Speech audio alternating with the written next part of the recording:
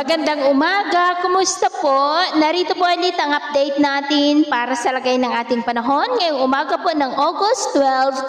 2024 na kung saan sa ngayon po ay patuloy pa rin nakabagat ang hangin na umiihip po dito sa ating bansa,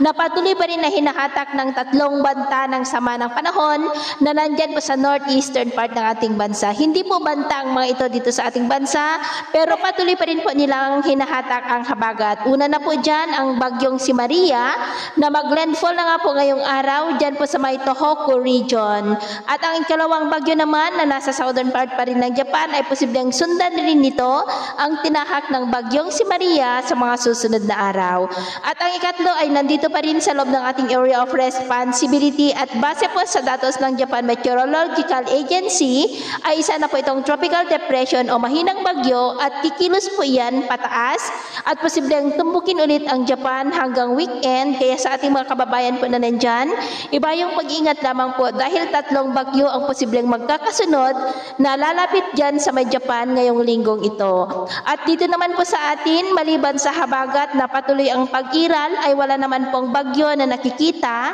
na tatamid po dito sa ating kalupaan hanggang po sa susunod na 2 linggo. At sa lagay ng ating panahon, ngayong madaling araw ay maayos ang panahon sa malaking bahagi ng ating bansa, pero may chance pa rin ng mga isolated rains sa ilang bahagi ng Batanes, Babuyan Islands, ilang bahagi ng Ilocos Region, lalo na po sa mga lugar na malapit sa dagat, Zambales, Sablayan at San Jose sa may Occidental Mindoro, Coron, Pandacan sa may Aklan, Ajuy, Hinobaan, Dumaguete, Siquijor, Cebu, Tagbiliran, Ormoc, Biliran, Northern Samar,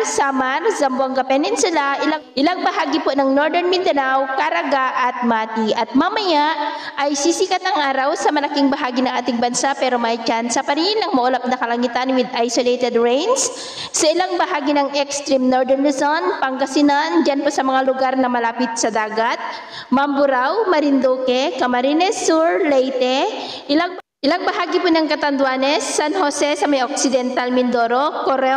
Coron at Southern Palawan, Pandacan sa may Aklan, President Roxas sa Capiz, Ajuy sa may Iloilo, Bacolod, Dumaguete, ilang bahagi ng Cebu, Ormoc at Samar, maging po sa may Sulu Archipelago, Zamboanga, Northern Mindanao, ilang bahagi ng Caraga, Mati, Alabe at Giwan. At mamayang hapon ay mas maraming lugar ulit ang makakaranas ng mas maulap na kalangitan na mas mataas ang tsansa ng mga isolated rains. Kaya kung lalabas tayo sa ating mga tahanan, ay ugaliin po natin lagi ang magdala ng kahit anong panangga natin sa init ng araw at proteksyon na rin po sa mga biglaang buhos ng ulan. At sa atin naman pong mga baybayin, wala naman po tayong nakataas na namang gale warning signals, pero ba yung pag-iingat lamang po kung papalaot tayo para po mas makaiwas sa mga sakunang pangkaragatan. So yun po ng latest update natin sa araw na ito. Ito po muli si James na nagsasabing sa kahit anong pagsubok po na darating sa ating buhay,